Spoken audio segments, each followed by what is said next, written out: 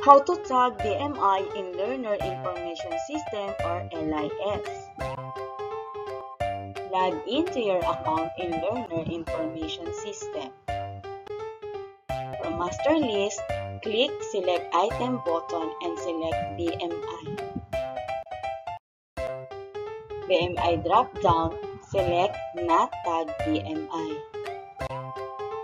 In opposite learner's name, click pencil icon.